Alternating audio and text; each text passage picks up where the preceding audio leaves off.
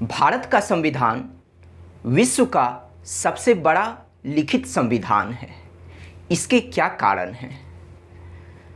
किसने भारतीय संविधान को सौदेबाजी संघवाद कहा है? भारतीय संविधान का स्वरूप कैसा है और भारतीय संविधान में किस प्रकार की शासन प्रणाली को अपनाया गया है?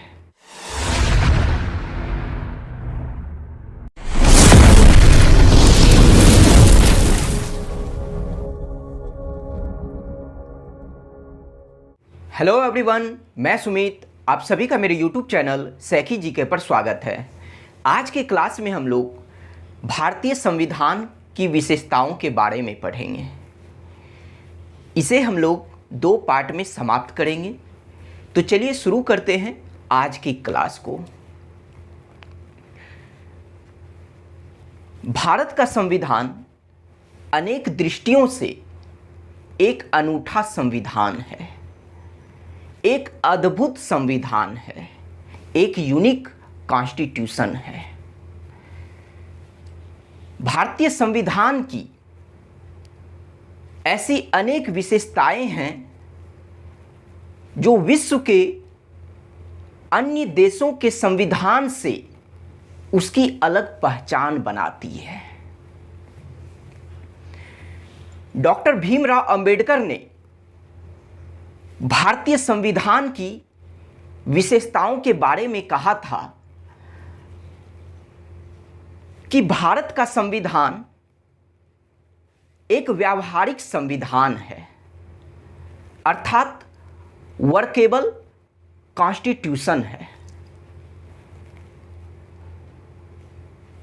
इसमें परिवर्तन करने की क्षमता है।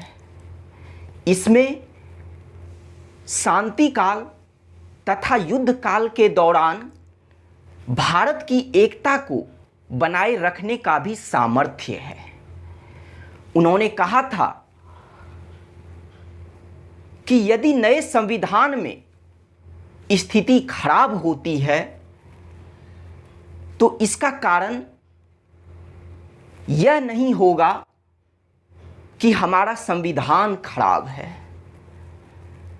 बल्कि हमें यह कहना होगा कि मनुष्य ही खराब है।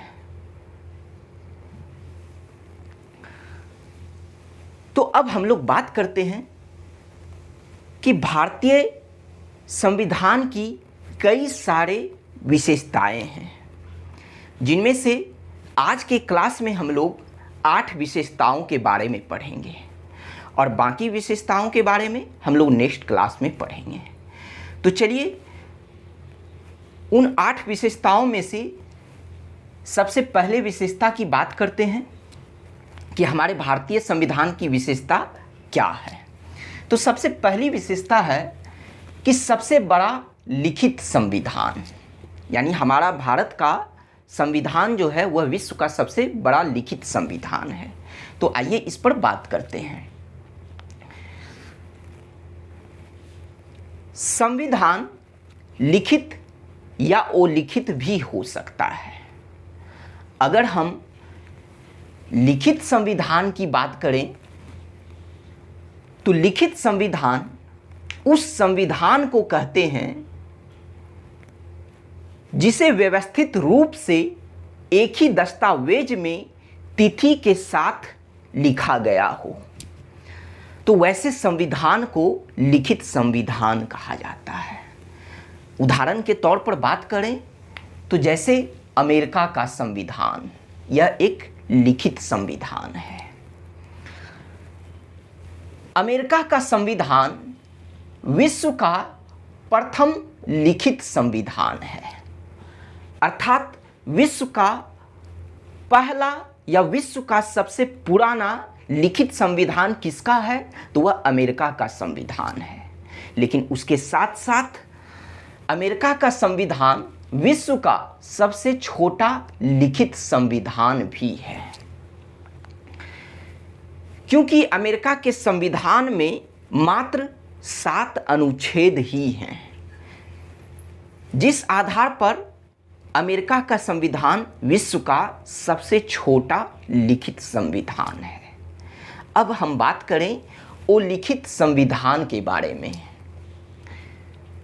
ओ लिखित संविधान का मतलब यह नहीं है कि संविधान के कोई भी प्रावधान या कोई भी कानून लिखित रूप में नहीं है, बल्कि इसका मतलब यह है कि उसे व्यवस्थित रूप से एक ही दस्तावेज में नहीं लिखा गया है, बल्कि वो लिखित संविधान में कई सारे दस्तावेज होते हैं जो व्यवस्थित रूप में एक ही दस्तावेज में नहीं होते हैं। तो वैसे संविधान को वो लिखित संविधान कहा गया है।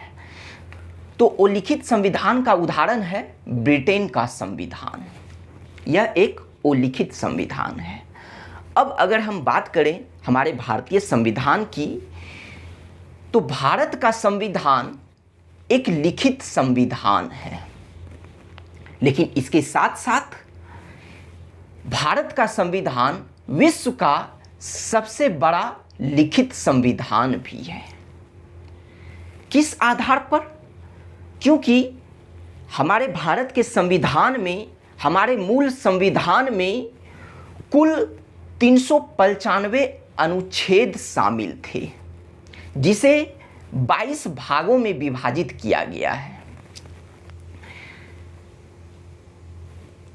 तो इसी अनुच्छेद के आधार पर हम कहते हैं कि हमारे भारत का संविधान विश्व का सबसे बड़ा लिखित संविधान है, जबकि विश्व का सबसे छोटा लिखित संविधान वह अमेरिका का संविधान है, जिसमें मात्र 7 अनुच्छेद हैं। विश्व के किसी भी अन्य देशों के संविधान में 395 से अधिक अनुच्छेद नहीं हैं। तो इसी आधार पर हम कह सकते हैं कि भारत का संविधान विश्व का सबसे बड़ा लिखित संविधान है। यह तो हुआ आधार कि किस आधार पर हम कहते हैं कि हमारे भारत का संविधान विश्व का सबसे बड़ा लिखित संविधान है। तो वह हम अनुच्छेद के आधार पर कहते हैं, क्योंकि किसी भी देश के संविधानों में अनुच्छेदों की संख्या सबसे अधिक हमारे भारत के संविधान में ही है। अब बात करते हैं कि हमारे मूल संविधान में 395 अनुच्छेद, 22 भाग, 8 अनुसूचियां के अलावा एक प्रस्तावना को भी शामिल किया गया था मूल संविधान में। जब हमारा संविधान 26 नवंबर 1949 को पूर्ण रूप से बनकर तैयार हुआ था, उस मूल संविधान की बात कर रहे हैं। उसमें 395 अनुच्छेद, 22 भाग, 8 अनुसूचियों के अलावा एक प्रस्तावना को भी शामिल किया गया था। लेकिन अगर हम वर्तमान संविधान की बात करें तो वर्तमान संविधान में 470 अनुच्छेद, 25 भाग एवं 12 अनुसूचियों के अलावा एक प्रस्तावना भी है। यह तो हुआ अभी जो वर्तमान में हमारा संविधान है, तो उसमें कुल कितने अनुच्छेद हैं, कुल कितने भाग हैं और कुल कितनी अनुसूचियां हैं, उसकी संख्या है। लेकिन अब आपसे एक प्रश्न पूछा जाता है कि अगर बताइए कि अगर यह प्रश्न पूछ लिया जाए कि वर्तमान संविधान में अंतिम अनुच्छेद या अंतिम भाग या अंतिम अनुसूची क्या है, तो उसका आंसर होगा 395। अंतिम अनुच्छेद की संख्या क्या है? 395। अंतिम भाग की संख्या क्या है? तो 22। और अंतिम अनुसूची की संख्या क्या है? तो 12। लेकिन सवाल उठता है कि आखिर यह कैसे है कि जबकि वर्तमान संविधान में कुल अनुच्छेद 470 है, तो अंतिम अगर अनुच्छेद पूछ लिया जाए तो वह मतलब संख्या की दृष्टि से अगर अंतिम अनुच्छेद पूछ लिया जाए तो वह तो 470 ही होना चाहिए था, क्योंकि जब गिनती के हिसाब से वर्तमान में कुल 470 अनुच्छेद हैं, हम कहें कि इस क्लास में टोटल 470 स्टूडेंट्स हैं, ठीक है, 1 से लेकर 470 तक। तो अंतिम स्टूडेंट का क्रमांक क्या होगा, संख्या क्या होगा, तो वह 470 होना चाहिए। लेकिन यहाँ अंतिम अनुच्छेद वर्तमान में उसकी संख्या तो 395 बताई जा रही है, जबकि होना चाहिए था 470। उसी तरह से भाग में कुल अनुच्छेद वर्तमान में 25 है, लेकिन अंतिम अगर भाग की संख्या पूछ लिया जाए तो वह तो 22वां ही होगा। फिर अंतिम अनुसूची में देखिए कि यहाँ वर्तमान संविधान में कुल अनुसूची 12 है, लेकिन अंतिम अनुसूची 12 है, यानी अंतिम अनुसूची की संख्या 12 है। तो चलिए अनुसूची तो सही है, लेकिन अनुच्छेद और भाग में तो अंतर आ गया। यह कैसे है, इसके क्या कारण हैं, तो आइए इसे समझते हैं। सबसे पहले हम बात करें कि यह जो अनुच्छेद या भाग या फिर अनुसूची में वृद्धि या फिर उसमें जो मतलब उसकी संख्या में जो घटाया जाता है, या फिर हम यह कहें कि संविधान के अनुच्छेद, भाग और अनुसूचियों में जो भी परिवर्तन किया जाता है तो वह संविधान में संशोधन के द्वारा किया जाता है, यानी संविधान में संशोधन करके किया जाता है। तो अब जब बात आई संशोधन की तो थोड़ा उसके बारे में भी समझ लें कि भारतीय संविधान के भाग 22 के अनुच्छेद 368 के तहत संसद को संविधान में संशोधन करने की शक्ति प्रदान की गई है। अर्थात संविधान में जो संशोधन जो करते हैं वो कौन करते हैं, तो वह संसद करते हैं, अर्थात संसद के द्वारा की जाती है। किस अनुच्छेद के तहत, तो अनुच्छेद 368 के तहत। और यह 368 अनुच्छेद किस भाग के अंतर्गत आता है, तो भाग 20 के अंतर्गत आता है। लेकिन यह भी आपको ध्यान में रखना है कि केशवानंद भारती बनाम केरल राज्य मामले 1973 में सुप्रीम कोर्ट ने यह प्रावधान किया है कि अनुच्छेद 368 के तहत संसद संविधान में जो संशोधन करेगी तो वह संविधान के मूल ढांचे में परिवर्तन नहीं कर सकती है। तो वह किसके द्वारा यह व्यवस्था की गई है, सुप्रीम कोर्ट के द्वारा। किस मामले पर, तो केशवानंद भारती बनाम केरल राज्य मामले 1973 के द्वारा उन्होंने यह प्रावधान किया है कि संसद संविधान के मूल ढांचे में परिवर्तन नहीं कर सकती है। तो जब संविधान के मूल ढांचे की बात आई तो हम यहां पर अनुच्छेद की बात करेंगे। क्यों? क्योंकि अनुच्छेद के आधार पर ही हम कहते हैं कि हमारा संविधान विश्व का सबसे बड़ा लिखित संविधान है। अनुच्छेद के आधार पर ही हम कहते हैं कि अमेरिका का संविधान विश्व का सबसे छोटा लिखित संविधान है। और चूंकि इस अनुच्छेद को ही 22 भागों में बांटा गया है तो इसी वजह से मूल ढांचे में अनुच्छेद के साथ साथ इन भागों को भी शामिल किया गया है। तो इसी वजह से यह अनुच्छेद और भाग में जो परिवर्तन देखने को मिलता है वर्तमान में, तो यह परिवर्तन इसके मूल संख्या में, अर्थात अनुच्छेद के मूल संख्या और भाग के मूल संख्या में परिवर्तन किए बिना संशोधन किया गया है। जबकि अनुसूची में, अनुसूची के मूल संख्या में परिवर्तन किया गया है। जब कैसे, पहले 8 थी लेकिन अब संख्या 12 हो गई, ठीक है, यानी अंतिम में देखिए, अंतिम में 12 हो गई। लेकिन अनुच्छेद और भाग में अगर बात करें तो कुल गणना की दृष्टि से तो 470 है, गणना की दृष्टि से भाग कुल 25 है, लेकिन अभी भी संख्या की दृष्टि से अंतिम जो अनुच्छेद है वह 395 ही है, अंतिम भाग 22 ही है। अर्थात अनुच्छेद की संख्या की दृष्टि से अभी भी 1 से लेकर 395 ही है।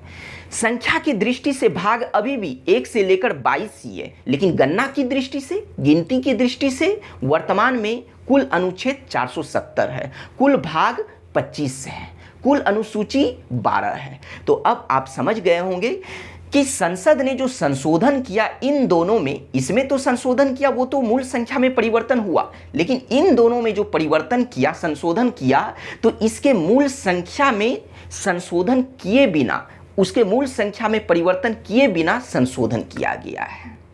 तो इसी वजह से हम कह सकते हैं कि अभी भी जो है संख्या की दृष्टि से अंतिम अनुच्छेद और अंतिम भाग 395 एवं 22 ही है। तो फिर सवाल उठता है कि अनुच्छेद फिर 470 कैसे हुआ वर्तमान में, यानी गिनती के भी हिसाब से 470 कैसे हुआ, भाग 25 कैसे हुआ। तो आइए इसे समझते हैं। तो क्या हुआ कि संशोधन जो किया गया उसके मूल संख्या में परिवर्तन किए बिना, लेकिन उसमें क्या किया गया कि उस अनुच्छेद के उपखंड को जोड़ा गया, जैसे क, ख, ग, या फिर इंग्लिश में कहें तो ए, बी, सी, इस तरह से जोड़ा गया है। जैसे अगर हम बात करें अनुच्छेद 21 तो 21 का क जोड़ा गया। फिर हम बात करें अनुच्छेद 31 तो उसका 31 का ग लाया गया। फिर हम बात करें अनुच्छेद 51 तो 51 का क लाया गया। यानी इसी तरह से क, ख, ग करके जो है इस तरह से अनुच्छेद को जोड़ा गया है, अनुच्छेद में परिवर्तन किया गया है। और ठीक उसी तरीके से भाग में भी क, ख, ग करके परिवर्तन किया गया है। तो इसी आधार पर हम कहते हैं कि कुल अनुच्छेद वर्तमान में 470, भाग 25, अनुसूची 12 है, लेकिन अभी भी संख्या की दृष्टि से अंतिम अनुच्छेद 395 ही है, भाग 22 ही है और अनुसूची 12 है। लेकिन अनुसूची में परिवर्तन हुआ है, यह आप यहां पर समझ गए।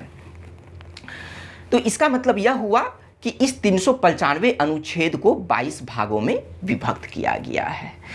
तो आइए अब एक एक करके देखते हैं। पहले बात करते हैं कि मूल संविधान में 8 अनुसूचियां थी, लेकिन वर्तमान में 12 अनुसूचियां।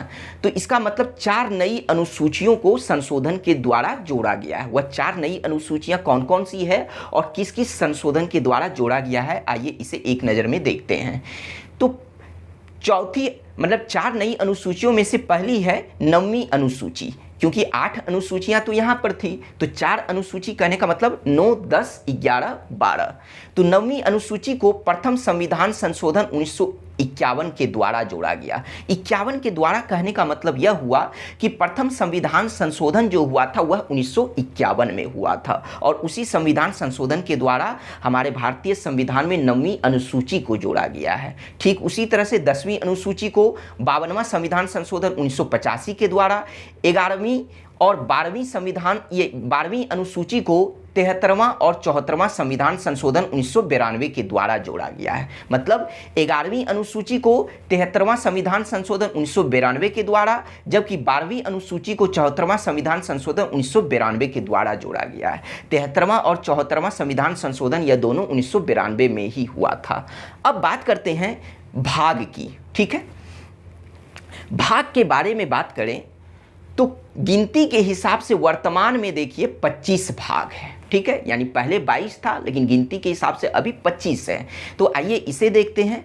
भाग के बारे में बात करें तो संशोधन के द्वारा एक भाग को हटा दिया गया, यानी इस 22 भाग में से एक भाग को हटा दिया गया, और जिस एक भाग को हटाया गया उसकी संख्या कौन सी थी, तो वह था 7वां भाग।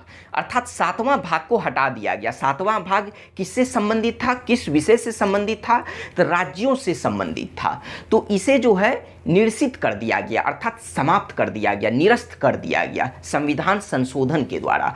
अब सवाल उठता है कि किस संविधान संशोधन के द्वारा इस 7वें भाग को हटाया गया, यानी 22 भाग में से एक भाग को जो हटाया गया 7वां भाग, इसे किस संविधान संशोधन के द्वारा, तो 7वां संविधान संशोधन 1956 के द्वारा इस 7वें भाग को संविधान से हटा दिया गया, और हटाने के बाद 4 नए भागों को जोड़ा गया। तो आप देखिए कि 22 में से एक भाग को हटा दीजिए तो बचा कितना, 21, और 21 के बाद जो है 4 नए भागों को जोड़ा गया, तो कुल गिनती कितनी हो गई, तो 21 4 25 भाग हो गए। तो जो 4 नए भागों को जोड़ा गया तो वह कौन कौन सी है, तो 4 का क, 9 का क, 9 का ख और 14 का क। तो इन भागों को जोड़ा गया था। अब बात करते हैं हम अनुच्छेद की। जो मूल संविधान में 395 अनुच्छेद थे, लेकिन वर्तमान में गिनती के हिसाब से 470 अनुच्छेद हैं। तो आइए इसकी बात करें। तो संविधान संशोधन के द्वारा 20 अनुच्छेद को मतलब कि हटा दिया गया, और 20 अनुच्छेद को हटाने के बाद जो है 95 नए अनुच्छेदों को जोड़ा गया था संविधान में। तो देखिए 395 अनुच्छेद में से 20 अनुच्छेद को अगर माइनस करें तो बचता है 375 अनुच्छेद, लेकिन उसमें फिर 95 नए अनुच्छेद को जब आप जोड़िएगा तो उसकी गिनती हो जाएगी, यानी कुल जो गिनती होगी वह 470 हो जाएगी। तो वर्तमान में कुल कितने अनुच्छेद हुए? 470 अनुच्छेद हुए। तो इसके बारे में हम लोग और भी डिटेल से पढ़ेंगे जब हम लोग अलग से भारतीय संविधान के अनुच्छेद, भाग एवं अनुसूचियों का चैप्टर लेकर आएंगे। अब बात करते हैं कि चूंकि हमारा भारत का संविधान विश्व का सबसे बड़ा लिखित संविधान है, तो इसी आधार पर एक प्रसिद्ध विद्वान जिनका नाम है आइवर जेनिंग्स, तो आइवर जेनिंग्स ने भारतीय संविधान को विश्व का सबसे बड़ा एवं विस्तृत संविधान कहा है। तो यह कथन आपको याद रखना है। अब बात करें कि एक नज़र में हम लोग अन्य देशों के संविधान को अगर देखें तो देखते हैं कि अन्य देशों के संविधान में कुल कितने अनुच्छेद थे और उनके संविधान को बनने में कितने समय लगे थे। जैसे हमारे संविधान में कुल 395 अनुच्छेद थे मूल संविधान में, और बनने में कितना समय लगा था? तो 2 वर्ष 11 महीने 18 दिन लगे थे। तो आइए देखते हैं। तो बात करते हैं सबसे पहले अमेरिका का संविधान। अमेरिका के संविधान में कुल 7 अनुच्छेद हैं, जबकि इनके संविधान को बनने में 4 माह से भी कम का समय लगा था। तो 7, चूंकि 7 ही मात्र अनुच्छेद हैं, इसी आधार पर अमेरिका का संविधान विश्व का सबसे छोटा लिखित संविधान कहलाता है। अब बात करते हैं कनाडा। कनाडा में 147 अनुच्छेद हैं और इसे बनने में लगभग 2 वर्ष 6 माह लगे थे। ऑस्ट्रेलिया की संविधान की बात करें तो इसमें 128 अनुच्छेद हैं, जबकि इसके बनने में लगभग 9 वर्ष लगे थे। फिर बात करें दक्षिण अफ्रीका की, तो दक्षिण अफ्रीका में कुल 153 अनुच्छेद हैं, जबकि इसे बनने में लगभग 1 वर्ष लगे थे। आगे बढ़ने से पहले हम लोग थोड़ा सा यह जान लेते हैं कि यहाँ पर जो अनुच्छेद की बात हो रही है, ठीक है, अनुच्छेद को ही इंग्लिश में आर्टिकल कहा जाता है, ठीक है, और अनुच्छेद को ही हिंदी में मतलब धारा भी कहा जाता है। तो इसलिए हो सकता है प्रश्न में अनुच्छेद के जगह धारा लिख दिया जाए तो बात एक ही है, या आर्टिकल लिख दिया जाए तो वही बात है। चलिए अब बात करते हैं कि हम लोग यह तो पढ़े कि भारतीय संविधान विश्व का सबसे बड़ा लिखित संविधान है, लेकिन अब सवाल उठता है कि आखिर क्यों हमारे भारत का संविधान विश्व का सबसे विस्तृत संविधान है, विश्व का सबसे बड़ा लिखित संविधान है। इसके सबसे बड़े लिखित संविधान होने के क्या क्या कारण हैं? तो आइए उस कारण को समझते हैं। पहला जो कारण है वह है ऐतिहासिक कारण, ठीक है। पहला कारण वह होगा ऐतिहासिक कारण, और ऐतिहासिक कारण के अंतर्गत हम लोग उदाहरण के तौर पर भारत शासन अधिनियम 1935 को लेंगे।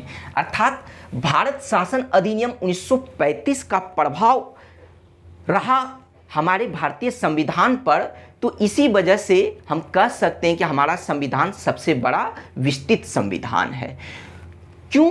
क्योंकि भारत शासन अधिनियम 1935 जो था यह खुद ही एक विस्तृत अधिनियम था, और हमारे भारत के संविधान में आधे से अधिक प्रावधान भारत शासन अधिनियम 1935 से ही लिए गए हैं, ठीक है। तो यह तो था पहला कारण। दूसरा कारण की बात करें तो वह है भौगोलिक कारण। भौगोलिक कारण की अगर बात करें तो इसमें उदाहरण के तौर पर हम लोग ले सकते हैं कि भारत का विस्तार एवं उसकी विविधता जो भौगोलिक कारण है, तो भौगोलिक कारण की वजह से भी हमारे भारत का संविधान विस्तृत हुआ था। फिर बात करते हैं तीसरे कारण के बारे में, तो वह है संविधान सभा में कानून विशेषज्ञों का प्रभुत्व। चूंकि संविधान सभा में कानून विशेषज्ञों का प्रभुत्व था, तो यह भी एक कारण रहा होगा हमारे संविधान का विस्तृत होने का। अब बात करते हैं चौथे कारण की, तो चौथा कारण है कि जम्मू कश्मीर को छोड़कर केंद्र और राज्यों के लिए एकल संविधान का निर्माण करना, अर्थात जम्मू कश्मीर को अगर छोड़ दें तो केंद्र एवं राज्य सरकार के लिए एक ही संविधान का निर्माण करना भी यह कारण है। क्योंकि हम देखते हैं कि हमारे देश में, हमारे संविधान में जो है, मतलब हमारे भारत के लिए चाहे राष्ट्रीय स्तर पर हो चाहे राज्य स्तर पर, दोनों के लिए एक ही संविधान का निर्माण किया गया है। तो इसका मतलब यह हुआ, यह जो लास्ट पॉइंट है, इसका मतलब यह हुआ कि केंद्र एवं राज्य सरकारों का गठन करना एवं उनकी शक्तियों का विस्तृत वर्णन जो किया गया है, तो उस वजह से भी हमारे भारत का संविधान विश्व का सबसे बड़ा एवं विस्तृत संविधान रहा। और इन चारों कारणों में से अगर सबसे प्रमुख कारण पूछे कि विस्तृत होने का, तो वह होगा यह अंतिम जो कारण है, यही सबसे प्रमुख कारण होगा। अब बात करते हैं कि यहाँ पर एक वर्ड लिखा गया है कि जम्मू कश्मीर को छोड़कर, ठीक है। आइए इस पर बात करते हैं। क्या था कि जब हमारा मूल संविधान का निर्माण हुआ था 26 नवंबर 1949 में, ठीक है, और जब हमारा संविधान पूर्ण रूप से लागू हुआ 26 जनवरी 1950 को, तो 1950 से लेकर 2019 तक जम्मू कश्मीर का अपना एक अलग संविधान था। लेकिन मतलब 2019 तक जम्मू कश्मीर का अपना एक अलग संविधान था और अनुच्छेद 370 के तहत जम्मू कश्मीर को विशेष राज्य का दर्जा प्राप्त था। लेकिन 2019 में राष्ट्रपति के एक आदेश के द्वारा, वह आदेश कौन सा, तो संविधान आदेश 2019, तो 2019 में राष्ट्रपति के एक आदेश के द्वारा जम्मू कश्मीर के विशेष राज्य का दर्जा समाप्त कर दिया गया। समाप्त करने के बाद 2019 में भारतीय संविधान के सभी प्रावधानों को जम्मू कश्मीर राज्य के लिए भी लागू कर दिया गया। और फिर क्या हुआ कि 2019 में ही जम्मू एवं कश्मीर पुनर्गठन अधिनियम लाया गया और उस अधिनियम के द्वारा जम्मू एवं कश्मीर राज्य को दो अलग अलग केंद्र शासित प्रदेशों में विभाजित कर दिया गया, जिसमें से एक का नाम रखा गया जम्मू एवं कश्मीर और दूसरे का नाम रखा गया लद्दाख। तो यह तो था जम्मू कश्मीर से जो महत्वपूर्ण बातें थी उसके बारे में हम लोग जाने हैं। तो हम लोगों का जो संविधान की पहली विशेषता थी वह पूर्ण रूप से समाप्त हुआ। अब बात करते हैं दूसरे विशेषता के बारे में, तो वह है कि प्रस्तावना की विशेष शब्दावली। प्रस्तावना की विशेष शब्दावली का मतलब क्या है कि भारतीय संविधान की प्रस्तावना भारत को एक संप्रभुता, संपन्न, समाजवादी, पंथ निरपेक्ष, लोकतांत्रिक गणराज्य घोषित किया है। तो यह जो प्रस्तावना में जो भी शब्द है, जो भी शब्दावली है, उसके बारे में हम लोग पढ़ेंगे जब हम लोग प्रस्तावना से टॉपिक लेकर आएंगे। अभी फिलहाल आपको सिर्फ यही जानना है। अब बात करते हैं तीसरे विशेषता के बारे में। तो तीसरा विशेषता है कि विभिन्न स्रोतों से विहित। हमारा संविधान जो है विभिन्न स्रोतों से विहित है। इसका मतलब क्या हुआ कि भारतीय संविधान विश्व के विभिन्न देशों के संविधानों एवं भारतीय शासन अधिनियम 1935 से लिया गया है। मतलब हमारे भारत के संविधान के अधिकांश प्रावधान जो हैं वह विश्व के अन्य संविधानों एवं भारत शासन अधिनियम 1935 से लिया गया है।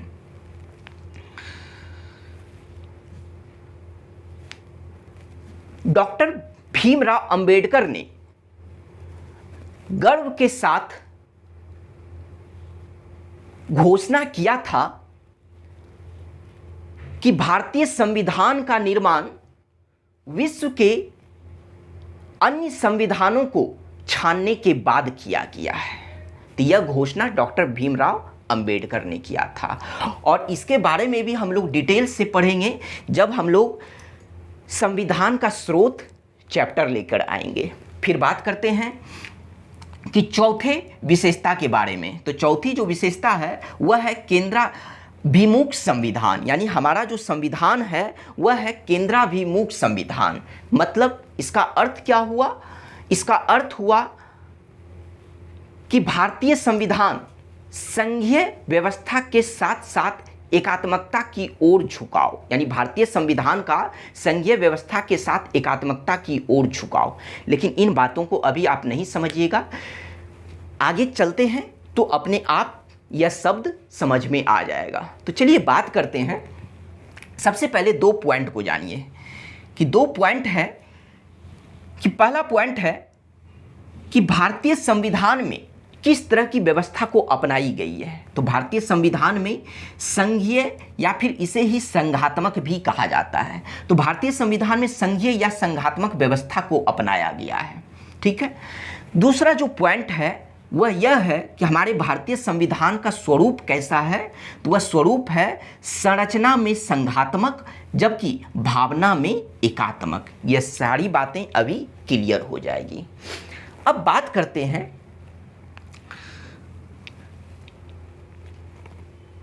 कि राजनीति शास्त्रियों ने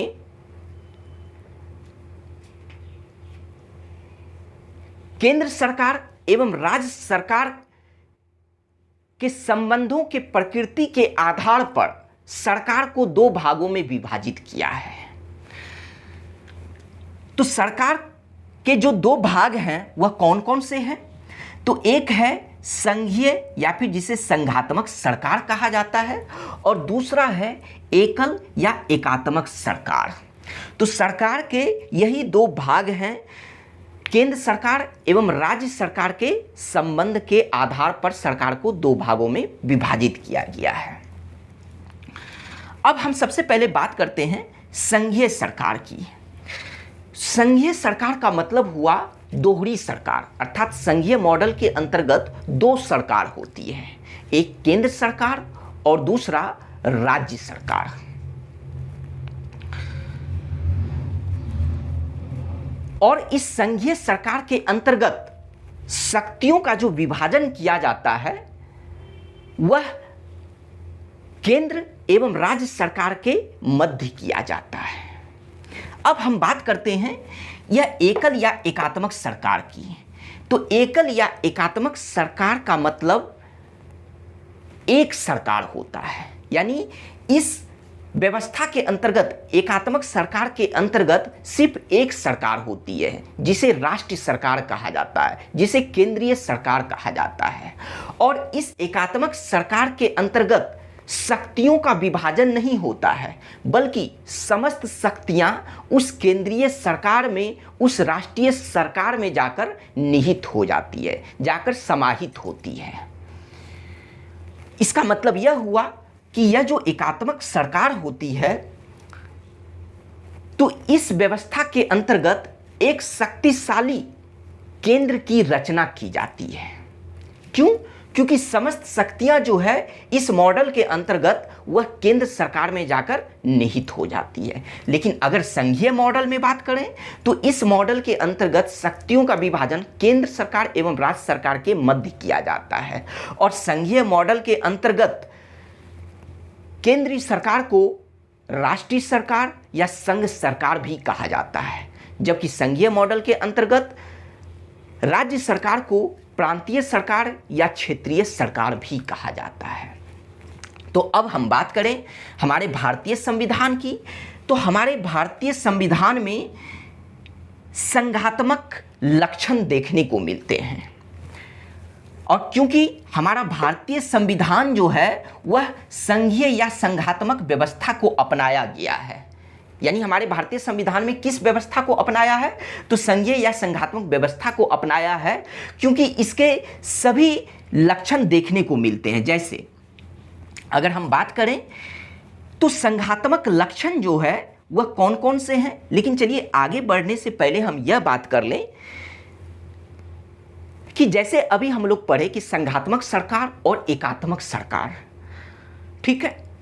तो हमारे भारत में क्या है, भारतीय संविधान में क्या है कि संघीय सरकार को तो अपनाया गया है, संघीय व्यवस्था को तो अपनाया गया है, लेकिन संघीय व्यवस्था के साथ साथ एकात्मक व्यवस्था भी हमारे भारतीय संविधान में, एकात्मक व्यवस्था के लक्षण भी देखने को मिलते हैं। तो कैसे, आइए देखते हैं। तो सबसे पहले बात करते हैं संघात्मक लक्षण की, यानी हमारे भारतीय संविधान की संघात्मक लक्षण कौन कौन सी, तो उसके बारे में जानते हैं कि दो सरकार यानी दोहरी सरकार। तो हमारे भारत में क्या है, केंद्र सरकार एवं राज्य सरकार दोनों तरह की सरकार है। फिर है दोनों सरकार के मध्य शक्तियों का विभाजन, यह संघात्मक सरकार का लक्षण है। शक्तियों का विभाजन की जगह हो सकता है शक्तियों का विकेंद्रीकरण भी लिख दिया जाए। फिर बात करते हैं लिखित संविधान, इसके बारे में अभी हम लोग आगे पढ़े, मतलब कि जब यहाँ पढ़ भी चुके हैं कि लिखित संविधान जो है हमारा संविधान। फिर बात करते हैं कठोर संविधान, यहाँ जो भी पॉइंट दिया गया वह संघात्मक व्यवस्था के लक्षण है हमारे भारतीय संविधान की। तो कठोर संविधान, संविधान की सर्वोच्चता, फिर स्वतंत्र न्यायपालिका, जबकि द्विसदनीय विधायिका, द्विसदनीय विधायिका की जगह द्विसदनीय विधानमंडल या द्विसदनीय व्यवस्थापिका भी लिख दिया जाएगा। तो हमारे भारतीय संविधान के जो संघात्मक लक्षण हैं वो यह सब हैं। लेकिन हमारे भारतीय संविधान में संघात्मक लक्षण के साथ साथ एकात्मक लक्षण भी देखने को मिलते हैं। एकात्मक लक्षण की अगर बात करें तो वह कौन कौन सी है, तो वह है एक सशक्त केंद्र, अर्थात दो सरकार की व्यवस्था तो की गई है लेकिन अधिक शक्तियां किसे दी गई है, तो वह केंद्र को दी गई है। तो इसी वजह से एक सशक्त केंद्र भी हमारे भारतीय संविधान में देखने को मिलता है जो एकात्मक व्यवस्था का लक्षण है। फिर बात करते हैं इस व्यवस्था के अन्य लक्षण के बारे में कि एक संविधान, तो हमारे भारत में देखिए सिर्फ एक संविधान ही है, राष्ट्रीय एवं राज्य दोनों स्तर के लिए सिर्फ एक ही संविधान है। फिर एकल नागरिकता, जब हम लोग नागरिकता पढ़ेंगे तो इसके बारे में भी जानेंगे कि राष्ट्र एवं प्रांतीय स्तर पर सिर्फ एक ही नागरिकता है और एक ही नागरिकता ली जाती है। फिर बात करते हैं एकीकृत न्यायपालिका, संविधान का लचीलापन, इन सब के बारे में हम लोग जैसे जैसे टॉपिक को पढ़ते जाएंगे यह सारी बातें हम लोगों को समझ में आती चली जाएगी। अगला जो लक्षण है एकात्मक का वह है अखिल भारतीय सेवाएं, आपातकालीन प्रावधान। आपातकालीन प्रावधान की जगह आपको संकटकालीन, ये संवैधानिक संकट भी हो सकता है कि लिखा हुआ रहेगा। अब बात करते हैं अगले लक्षण के बारे में, तो वह है राष्ट्रपति द्वारा राज्यपाल की नियुक्ति, या सिर्फ राज्यपाल की नियुक्ति लिख दिया जाएगा या फिर केंद्र द्वारा राज्यपाल की नियुक्ति लिख दिया जाएगा। फिर बात करते हैं राज्यसभा में असमान प्रतिनिधित्व। अगला राज्य विधेयकों पर राष्ट्रपति की स्वीकृति, और जो आखिरी है वह है नए राज्यों के निर्माण में संसद की शक्ति, या फिर राज्य सूची के संबंध में कानून बनाने की जो संसद की शक्ति है, तो वह भी भारतीय संविधान के एकात्मक लक्षण, भारतीय संविधान में एकात्मक लक्षण देखने को मिलते हैं। तो अब बात करें कि यहाँ पर देखिए प्रश्न कैसे पूछा जाएगा, कि आपसे सर्वप्रथम जो प्रश्न पूछेगा कि वह पूछेगा कि भारतीय संविधान में किस तरह की व्यवस्था को अपनाया गया है, तो वह संघीय या संघात्मक व्यवस्था को अपनाया गया है। फिर पूछ लिया जाएगा कि भारतीय संविधान के कौन कौन से संघात्मक लक्षण हैं, तो यह आपको याद रखना है। फिर पूछ लिया जाएगा कि भारतीय संविधान के एकात्मक लक्षण कौन कौन से हैं, तो ये सभी लक्षण हैं वह आपको याद रखना है। अब बात करते हैं कि चूंकि हमारा संविधान जो है वह संघीय व्यवस्था को अपनाया है, लेकिन उसके साथ साथ हमारे संविधान में एकात्मक लक्षण भी देखने को मिलते हैं, तो इसी आधार पर कुछ विद्वानों ने हमारे संविधान को अलग अलग नाम दिया है। तो आइए उनके द्वारा जो दिया गया नाम है उन्हें देखते हैं। सर्वप्रथम बात करते हैं एवर जेनिंग्स। एवर जेनिंग्स ने भारतीय संविधान को केंद्राभिमुख संविधान कहा है। केंद्राभिमुख संविधान, जिसे इंग्लिश में federation with A centralising tendency कहा जाता है, जिसका हिंदी में अर्थ होता है, यानी केंद्राभिमुख संविधान का ही एक अलग अर्थ यह हुआ कि भारतीय संविधान संघात्मक के साथ साथ एकात्मकता की प्रवृत्ति को भी धारण किए हुए है। तो इसी आधार पर जब आपसे पूछा जाए कि भारतीय संविधान का स्वरूप कैसा है, तो संरचना में संघात्मक होगा। क्यों? क्योंकि स्ट्रक्चर में क्या है कि हमारा संविधान संघीय व्यवस्था को अपनाया, संघात्मक व्यवस्था को अपनाया है। तो इसलिए जब स्वरूप पूछे तो संरचना में संघात्मक, लेकिन चूंकि इसमें एकात्मक लक्षण भी देखने को मिलते हैं, तो इसीलिए हम कहते हैं कि भावना में एकात्मक। तो स्वरूप में इन दोनों बातों को आपको बताना होगा। ठीक है, अब चलिए कथन, अगले कथन के बारे में बात करते हैं कि आइवर जेनिंग्स का ही एक और कथन, मतलब कि जो इन्होंने जो भारतीय संविधान के एक अन्य नाम दिया है कि केंद्रीयकरण की सशक्त प्रवृत्ति है। कहने का मतलब कि आइवर जेनिंग्स ने कहा था कि भारतीय संविधान एक ऐसा संघ है जिसमें केंद्रीयकरण की सशक्त प्रवृत्ति देखने को मिलती है। फिर बात करते हैं अगले विद्वान की, तो वो है केसी वेयर। केसी वेयर ने भारतीय संविधान को अर्धसंघीय संविधान कहा है, जिसे इंग्लिश में क्वासी फेडरल कहा जाता है। फिर केसी वेयर ने ही भारतीय संविधान को एकात्मकता की भावना में संघ कहा है। यह सभी कथन पूछा जाता है, आपको याद रखना है।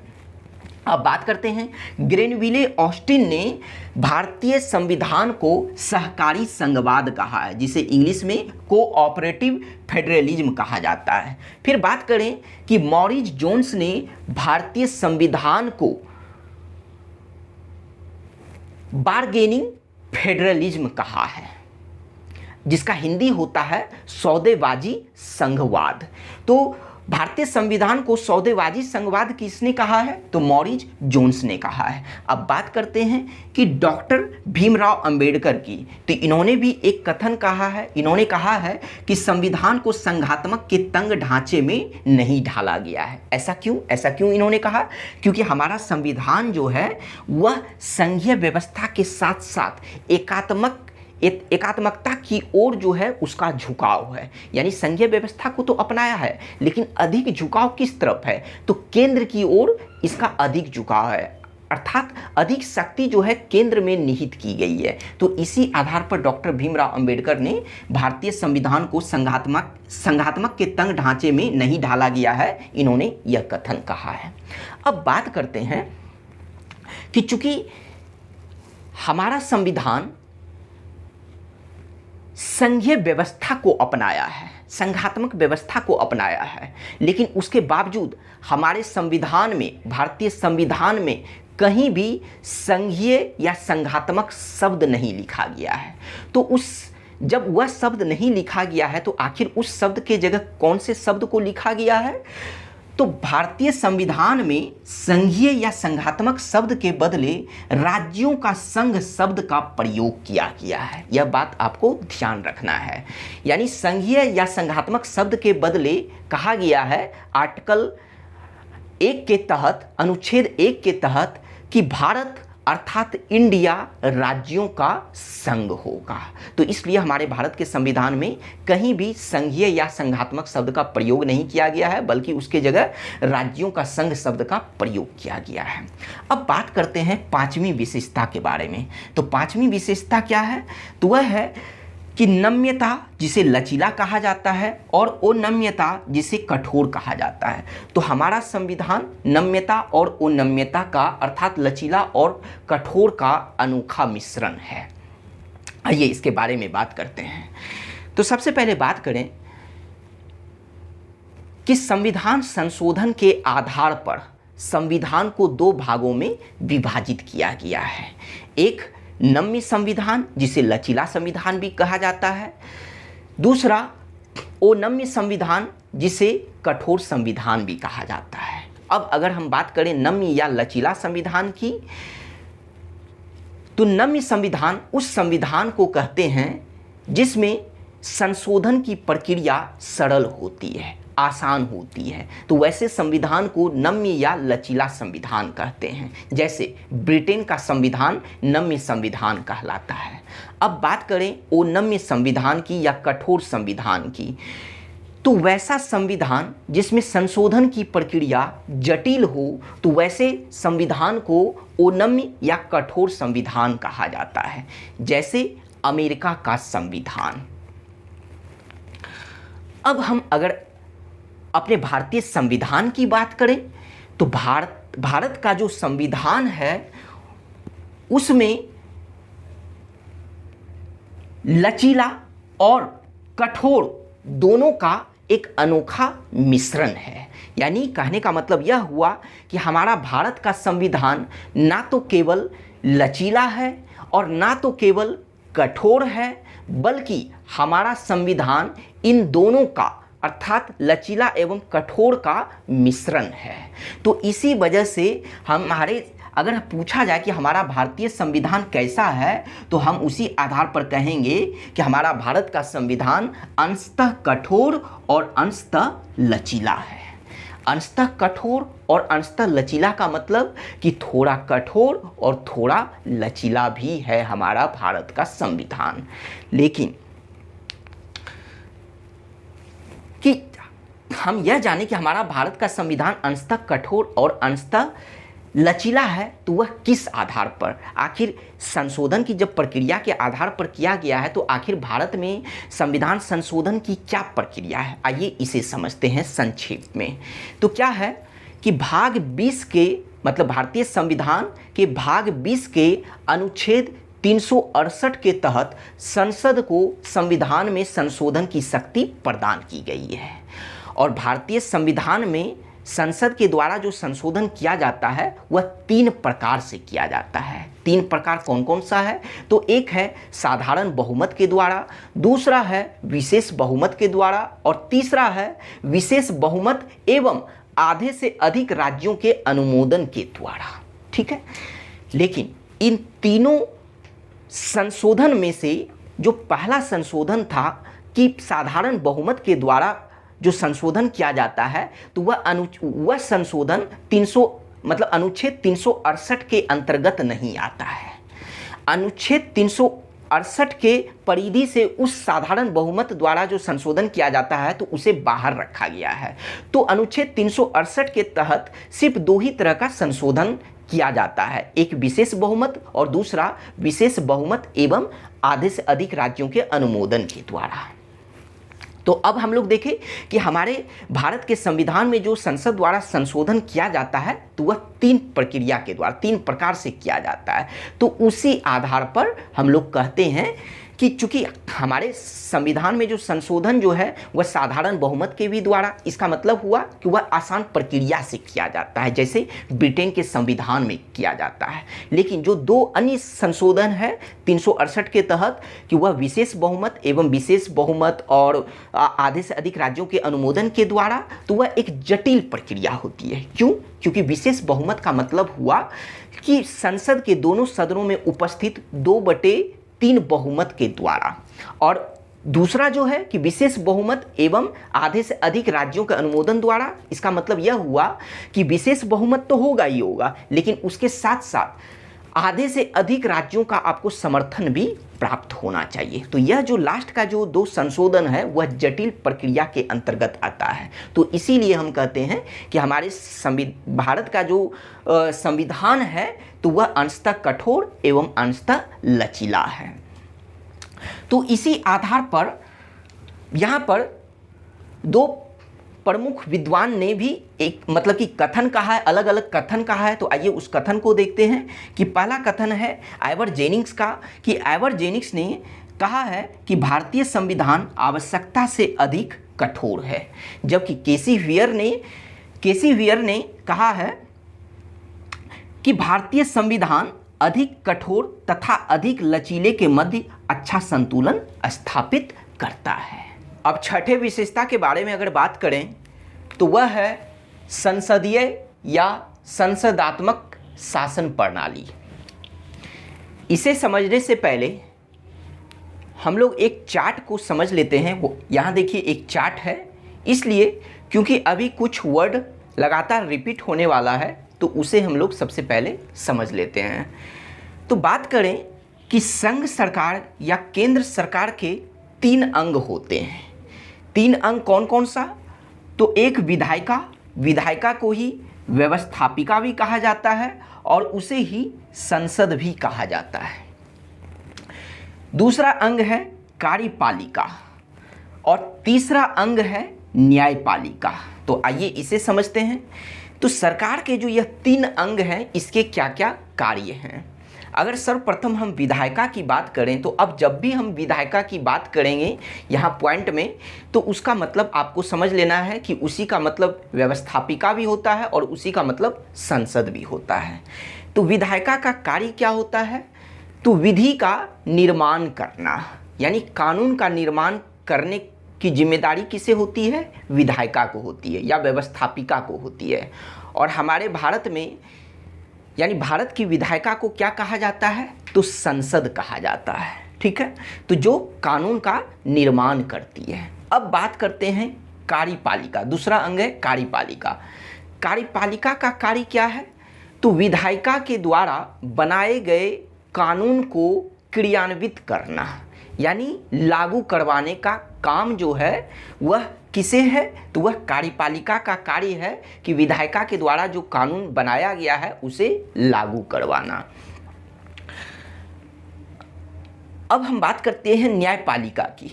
तो न्यायपालिका का कार्य क्या है? तो न्याय दिलाने का काम, न्याय देने का काम जो है, नागरिकों को न्याय देने का कार्य जो है वह न्यायपालिका करती है। तो यह तो थे संघ सरकार के 3 अंग। अब बात करते हैं कार्यपालिका। तो कार्यपालिका के अंतर्गत कौन कौन होते हैं, आइए उसे समझते हैं। तो कार्यपालिका के अंतर्गत राष्ट्रपति, उपराष्ट्रपति, प्रधानमंत्री एवं उनके मंत्रिमंडल और फिर महान्यायवादी होते हैं।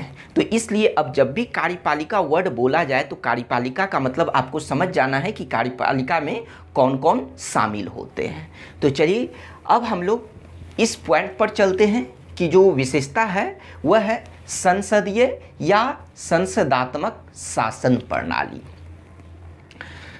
तो देखिए, शासन प्रणाली के अंतर्गत, यानी शासन प्रणाली मतलब क्या? शासन करने की जो व्यवस्था है। ठीक है, तो शासन प्रणाली के अंतर्गत 2 प्रकार की शासन प्रणाली होती है। कौन कौन सी?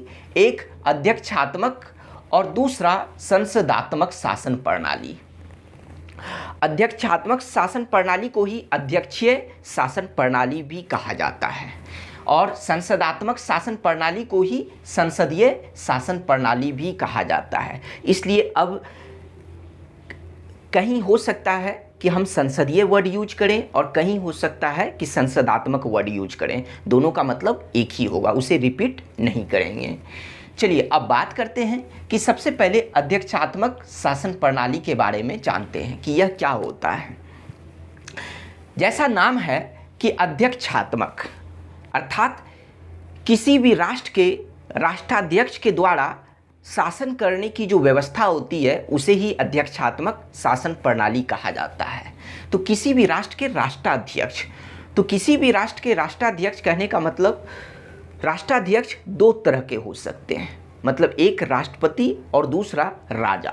मतलब जहाँ गणतंत्र है वहाँ के राष्ट्राध्यक्ष राष्ट्रपति कहलाएंगे, लेकिन जहाँ गणतंत्र नहीं है वहाँ के राष्ट्राध्यक्ष क्राउन यानी राजा कहलाएंगे। तो अब चूंकि बात करते हैं कि अध्यक्षात्मक शासन प्रणाली को ही राष्ट्रपति शासन प्रणाली भी कहा जाता है। ठीक है, क्यों? क्योंकि इस शासन व्यवस्था में, प्रणाली की जगह व्यवस्था भी हम बोल सकते हैं, तो इस शासन व्यवस्था में राष्ट्रपति कार्यपालिका का वास्तविक प्रधान होता है। अब जहाँ भी कार्यपालिका वर्ड यूज होगा समझ जाइए कि कार्यपालिका का क्या कार्य है और इसमें कौन कौन शामिल होते हैं। अब जहाँ भी विधायिका वर्ड यूज है तो समझ जाइए कि उसे ही व्यवस्थापिका या उसे ही संसद कहते हैं और उसका क्या कार्य है वह भी आप जान चुके हैं। तो बात करते हैं कि इस प्रणाली में राष्ट्रपति कार्यपालिका का वास्तविक प्रधान होता है और राष्ट्रपति का निर्वाचन सीधे जनता के द्वारा होता है। फिर बात करते हैं कि इस शासन व्यवस्था में कार्यपालिका विधायिका से स्वतंत्र होती है और उसके साथ साथ कार्यपालिका विधायिका के प्रति उत्तरदायी नहीं होती है। यानी इस शासन व्यवस्था में कार्यपालिका स्वतंत्र रूप से कार्य करती है और जिसके प्रधान कौन होते हैं, वास्तविक प्रधान कौन होते हैं, तो वो राष्ट्रपति होते हैं। तो इसी वजह से इस शासन प्रणाली को राष्ट्रपति शासन प्रणाली कहा गया है। अब बात करें कि यह शासन प्रणाली का जो उदाहरण कौन सा देश का संविधान है, तो वह है अमेरिका। अमेरिका के संविधान में अध्यक्षात्मक शासन प्रणाली को अपनाया गया है। अब दूसरे शासन प्रणाली की हम बात करें तो वह है संसदात्मक शासन प्रणाली, जिसे संसदीय शासन प्रणाली भी कहा जाता है। तो चलिए इसके बारे में बात करते हैं कि इस शासन व्यवस्था में प्रधानमंत्री कार्यपालिका का वास्तविक प्रधान होता है, जबकि राष्ट्रपति नाम मात्र का कार्यपालिका का प्रधान होता है। ठीक है, यानी इस प्रणाली में क्या होता है, राष्ट्रपति नाम मात्र का कार्यपालिका का प्रधान होता है, जबकि वास्तविक प्रधान प्रधानमंत्री होता है। फिर बात करें कि इस व्यवस्था के अंतर्गत विधायिका का कार्यपालिका पर नियंत्रण होता है, जबकि यहाँ पर देखे थे हम लोग कि कार्यपालिका जो है विधायिका से स्वतंत्र होती है, लेकिन इस प्रणाली में कार्यपालिका पर नियंत्रण होता है किसका, विधायिका का होता है, अर्थात संसद का होता है। और इसके साथ साथ इस प्रणाली में कार्यपालिका विधायिका के प्रति उत्तरदायी होती है, जबकि अध्यक्षात्मक में विधायिका जो ये कार्यपालिका जो थी विधायिका के प्रति उत्तरदायी नहीं थी, लेकिन इस शासन प्रणाली में कार्यपालिका विधायिका के प्रति उत्तरदायी होती है। और कार्यपालिका यानी इस संसदात्मक शासन प्रणाली में कार्यपालिका तभी तक सत्तारूढ़ या तभी तक कार्यरत रहती है जब तक उसे संसद में विश्वास प्राप्त हो, यानी संसद के निचली सदन में उसे विश्वास प्राप्त हो, तभी तक जो है इस प्रणाली में यह कार्यपालिका कार्यरत या सत्तारूढ़ रहती है। अब चलिए बात करते हैं कि इस संसदात्मक शासन प्रणाली की शुरुआत कहाँ हुई, सर्वप्रथम इसकी शुरुआत कहाँ हुई, तो इसकी शुरुआत सर्वप्रथम ब्रिटेन में हुई थी, इंग्लैंड में हुई थी। अब बात करते हैं कि संसदात्मक प्रणाली का अन्य नाम क्या क्या है, अर्थात इस शासन प्रणाली का अन्य नाम क्या क्या है। तो इस शासन प्रणाली के कई अन्य नाम हैं, जैसे सबसे पहले बात करें तो वह है वेस्टमिंस्टर रूप। वेस्टमिंस्टर रूप क्यों कहा जाता है संसदीय शासन प्रणाली को, तो आइए जानते हैं। ब्रिटेन के लंदन में एक जगह है, एक स्थल है जिसका नाम है वेस्टमिंस्टर, जहां पर ब्रिटिश संसद है, यानी वेस्टमिंस्टर में ही ब्रिटिश संसद है।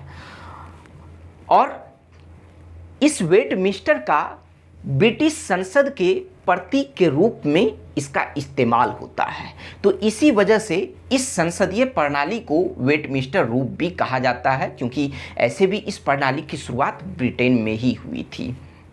अब दूसरा बात करें कि इस प्रणाली को उत्तरदायी सरकार भी कहा जाता है। अब देखिए जहाँ पर भी सरकार है वहाँ हो सकता है एग्जाम में आपको व्यवस्था भी लिख दिया जाए कि उत्तरदायी व्यवस्था या मंत्रिमंडलीय व्यवस्था या प्रधानमंत्रीय व्यवस्था, तो जहाँ जहाँ आप सरकार देख रहे हैं वहाँ व्यवस्था भी आपको एग्जाम में लिखा हुआ हो सकता है, दोनों एक ही बात होगा। ठीक है, तो चलिए बात करते हैं कि इस प्रणाली को उत्तरदायी सरकार या उत्तरदायी व्यवस्था भी कहा जाता है। क्यों?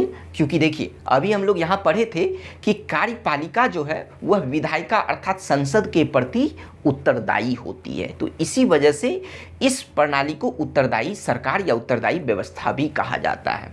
अब बात करते हैं कैबिनेट या मंत्रिमंडलीय सरकार। तो इस संसदीय प्रणाली को कैबिनेट या मंत्रिमंडलीय सरकार किसने कहा है, तो प्रसिद्ध विद्वान आइवर जेनिंग्स ने कहा है। क्यों कहा है, तो देखिए यहाँ पे क्या है, मंत्रिमंडलीय या जिसे इंग्लिश में कैबिनेट कहा जाता है। तो हम लोग क्या पढ़ चुके हैं कि कार्यपालिका विधायिका के प्रति उत्तरदायी होती है, और इस कार्यपालिका में शामिल कौन कौन होते हैं, तो राष्ट्रपति, उपराष्ट्रपति, प्रधानमंत्री, मंत्रिमंडल एवं महान्यायवादी। तो यहाँ देखिए एक वर्ड आया मंत्रिमंडल, तो इसी वजह से इस प्रणाली को मंत्रिमंडलीय सरकार कहा जाता है। और क्यों? क्योंकि इस शासन प्रणाली के जो वास्तविक प्रधान होते हैं प्रधानमंत्री, तो वह मंत्रिपरिषद के प्रमुख होते हैं, तो इसी वजह से इस प्रणाली को आइवर जेनिंग्स ने कैबिनेट या मंत्रिमंडलीय सरकार कहा है या मंत्रिमंडलीय व्यवस्था कहा है। अब फिर बात करते हैं कि प्रधानमंत्रीय सरकार। तो इस प्रणाली को प्रधानमंत्री सरकार क्यों कहा गया है? क्योंकि संसदीय प्रणाली में क्या होती है कि प्रधानमंत्री की भूमिका सबसे महत्वपूर्ण होती है। जैसा कि आप पढ़ भी चुके हैं कि इस प्रणाली के तहत प्रधानमंत्री कार्यपालिका का वास्तविक प्रधान होता है। तो इसी वजह से इस प्रणाली को प्रधानमंत्री सरकार भी कहा जाता है। अब बात करते हैं, देखिए यहाँ नोट में करके लिखा गया है कि हमारे भारत के संविधान की बात करते हैं कि इस दोनों शासन प्रणाली में से भारत का संविधान किस शासन प्रणाली को अपनाया है। तो हमारे भारत का संविधान जो है वह ब्रिटेन के संसदीय शासन प्रणाली को अपनाया है। तो आपसे अगर पूछा जाए कि भारतीय संविधान किस प्रणाली को अपनाया है, तो संसदीय शासन प्रणाली, या हो सकता है संसदीय की जगह संसदात्मक लिख दिया जाए। अब अगर पूछा जाए कि भारतीय संविधान संसदात्मक प्रणाली या संसदीय प्रणाली को कहाँ से लिया है, तो वह होगा ब्रिटेन से। फिर बात करते हैं, अगर भारत के संसदीय प्रणाली की बात करें तो यहाँ पर क्या होगा कि जो यहाँ पर बात लिखा गया है कि प्रधानमंत्री कार्यपालिका का वास्तविक प्रधान होगा और राष्ट्रपति नाम मात्र का।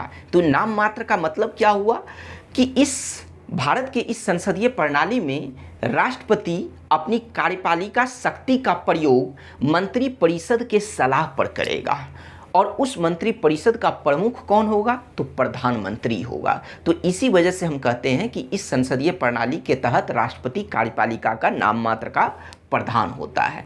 इसके साथ साथ भारतीय संविधान के संसदीय प्रणाली में मंत्री परिषद लोकसभा के प्रति, अर्थात संसद के जो निचली सदन है, लोकसभा के प्रति ये उत्तरदायी होते हैं अनुच्छेद 75 के 3 के तहत। तो वही बात यहाँ पर भी लिखा गया था कि कार्यपालिका विधायिका के प्रति उत्तरदायी होती है। विधायिका को ही चूंकि संसद कहते हैं, तो लेकिन भारतीय संविधान के अंतर्गत संसद के जो निचली सदन का नाम है लोकसभा, तो यहाँ के जो मंत्री परिषद होते हैं वह लोकसभा के प्रति उत्तरदायी होते हैं। ठीक है।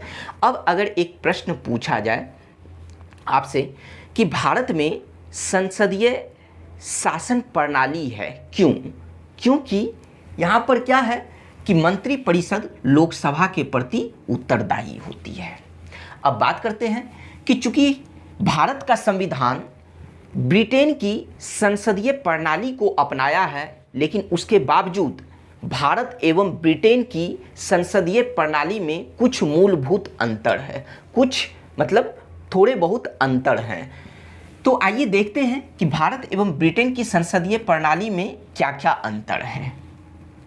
सबसे पहले बात करें कि भारतीय संसद ब्रिटिश संसद के तरह एक संप्रभु निकाय नहीं है। संप्रभु का मतलब कि किसी का हस्तक्षेप नहीं होना। ठीक है। तो संप्रभु का मतलब समझ गए कि किसी का हस्तक्षेप नहीं होना, और निकाय का मतलब क्या होता है, संस्था। तो भारतीय संसद ब्रिटिश संसद के तरह एक संप्रभु निकाय नहीं है। तो आइए इसे समझते हैं कि क्यों नहीं है, और ब्रिटिश संसद अगर है तो क्यों है। तो सबसे पहले बात कर लेते हैं कि ब्रिटिश संसद एक संप्रभु निकाय है क्यों, क्योंकि ब्रिटिश संसद, ब्रिटेन में क्या है कि लिखित संविधान नहीं है, तो उसी लिखित संविधान के अभाव में ब्रिटिश संसद एक संप्रभु निकाय है। लेकिन इतने से ही रीजन का पता नहीं चलता है। इसका मुख्य रीजन यह है कि ब्रिटिश संसद के द्वारा बनाए गए कानून को किसी भी न्यायालय में, या फिर हम कहें कि ब्रिटेन के सर्वोच्च न्यायालय में चुनौती नहीं दी जा सकती है। इसी वजह से हम कह सकते हैं कि ब्रिटिश संसद एक संप्रभु निकाय है। लेकिन अब अगर हम भारतीय संसद की बात करें तो भारतीय संसद एक संप्रभु निकाय नहीं है। क्यों? क्योंकि भारतीय संसद के द्वारा जो कानून का निर्माण किया जाता है, तो उस कानून को लागू होने से पहले हमारे भारत के सर्वोच्च न्यायालय के द्वारा, सुप्रीम कोर्ट के द्वारा उसकी न्यायिक समीक्षा की जाती है। अगर न्यायिक समीक्षा के आधार पर सर्वोच्च न्यायालय को लगता है कि संसद के द्वारा बनाया गया कानून वह मतलब संवैधानिक दृष्टिकोण से सही नहीं है, संविधान के विरुद्ध है, तो क्या करती है सर्वोच्च न्यायालय, संसद के द्वारा बनाए गए उस कानून को निरस्त कर देती है। किस शक्ति के आधार पर? न्यायिक समीक्षा की शक्तियों के आधार पर। तो इसी वजह से हम कहते हैं कि भारतीय संसद एक संप्रभु निकाय नहीं है, जबकि ब्रिटिश संसद एक संप्रभु निकाय है। यह तो हुआ पहला अंतर। और किस आधार पर? तो न्यायिक समीक्षा के आधार पर। हो सकता है एग्जाम में आपको ऑप्शन न्यायिक समीक्षा भी दे दे, कि दोनों में अंतर पूछ लिया जाए और न्यायिक समीक्षा का भी ऑप्शन दे दिया जाए, तो न्यायिक समीक्षा आंसर हो जाएगा।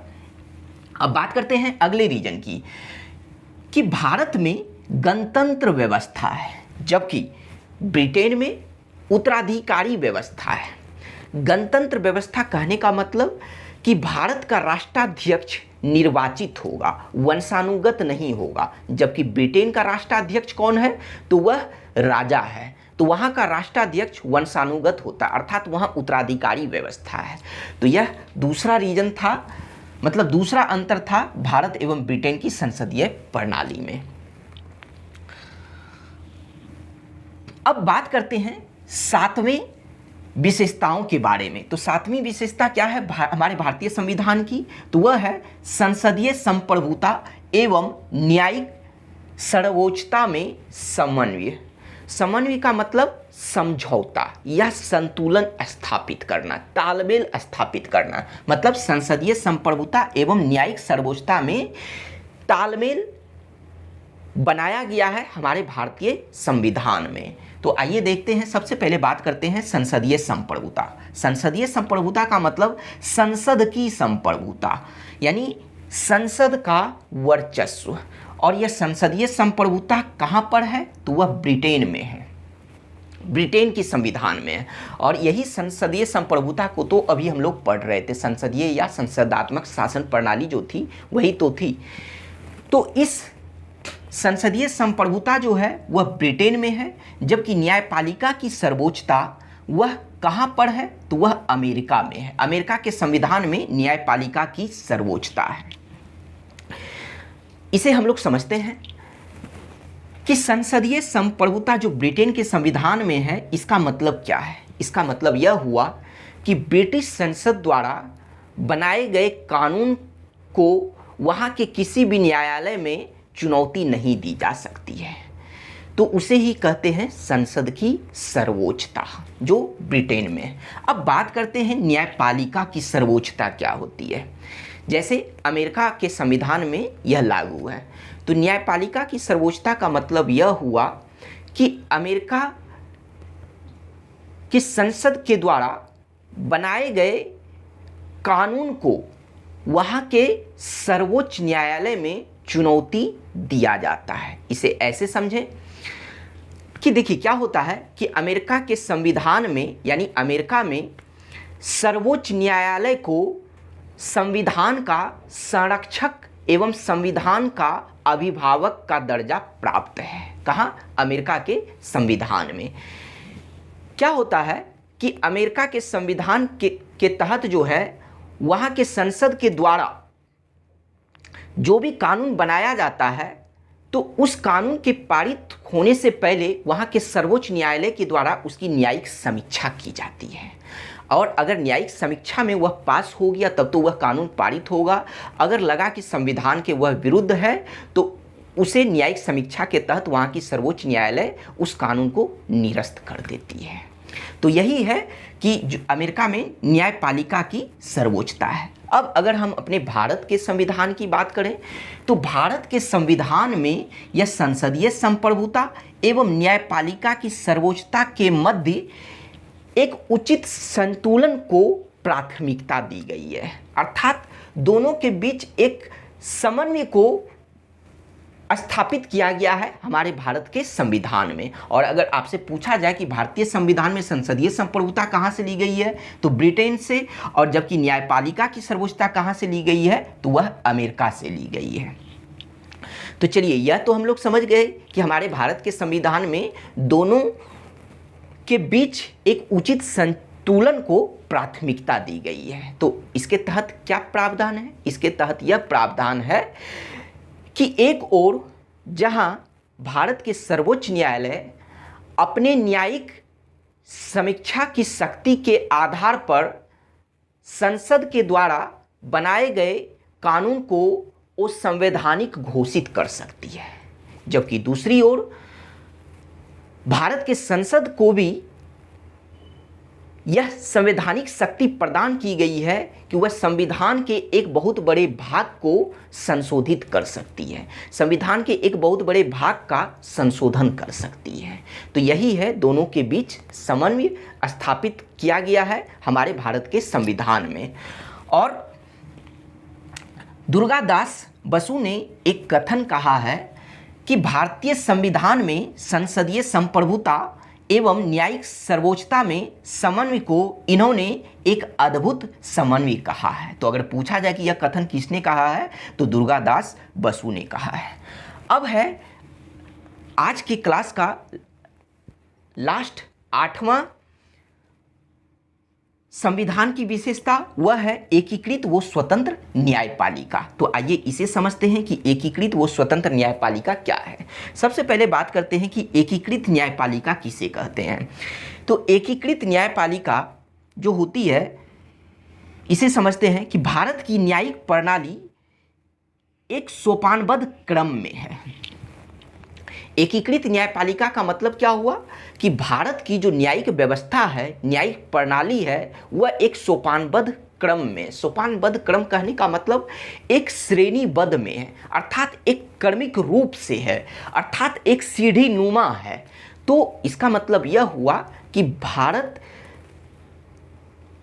की जो न्यायिक व्यवस्था है वह एक श्रेणीबद्ध है, अर्थात एक क्रमिक रूप में है। जैसे अगर हम बात करें, इसे उदाहरण के तौर पर समझें, तो एकीकृत न्यायपालिका के शीर्ष पर सर्वोच्च न्यायालय है।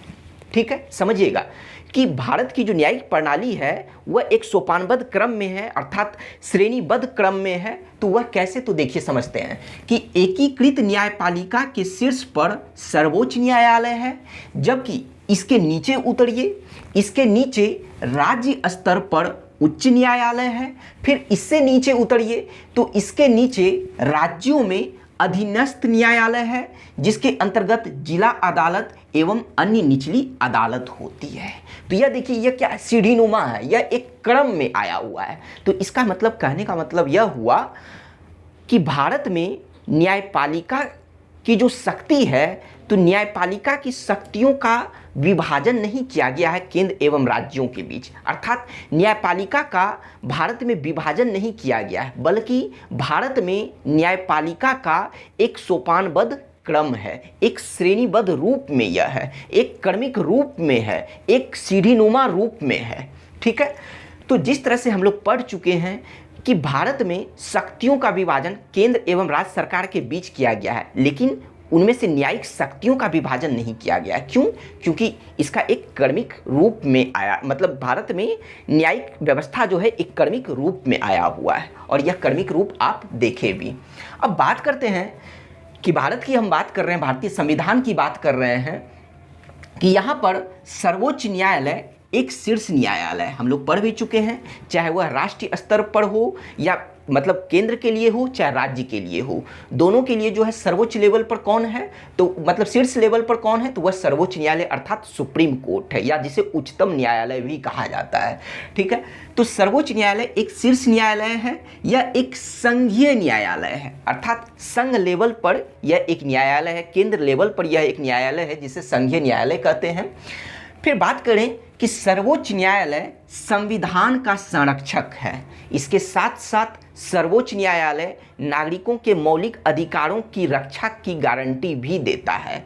तो इसी वजह से सर्वोच्च न्यायालय की स्वतंत्रता के लिए, यानी यहाँ की न्यायपालिका की स्वतंत्रता के लिए कई सारे प्रावधान किए गए हैं, क्योंकि जब इतनी सारी जिम्मेदारी यह उठाई हुई है तो इसी वजह से इसे मतलब एक स्वतंत्र न्यायपालिका के रूप में स्थापित करने के लिए इनके लिए कई सारे प्रावधान किए गए हैं। तो आइए देखते हैं कि स्वतंत्र न्यायपालिका के लिए क्या क्या प्रावधान किया गया है। जैसे न्यायाधीशों के कार्यकाल की सुरक्षा, निर्धारित सेवा शर्तें, किसकी निर्धारित सेवा शर्तें, तो न्यायाधीशों की निर्धारित सेवा शर्तें, विधायिका में न्यायाधीशों के कामकाज की चर्चा पर रोक, सेवानिवृत्ति के बाद अदालत में कामकाज पर रोक, सेवानिवृत्ति के बाद अर्थात सर्वोच्च न्यायालय के जो सेवानिवृत्त न्यायाधीश हैं तो वह किसी भी अदालत में कामकाज नहीं कर सकते हैं। फिर बात करते हैं कि भारत की संचित निधि से सभी खर्चों का वहन करना। यहाँ जो भी बात किया जा रहा है वह सर्वोच्च न्यायालय के बारे में बात किया जा रहा है। फिर बात करते हैं कि कार्यपालिका से न्यायपालिका को अलग रखना एवं अवमानना के लिए दंड देने की शक्ति। तो यह सब स्वतंत्र न्यायपालिका के लिए हमारे भारतीय संविधान में प्रावधान किए गए हैं। आज के क्लास में इतना ही। बाकी बचे हुए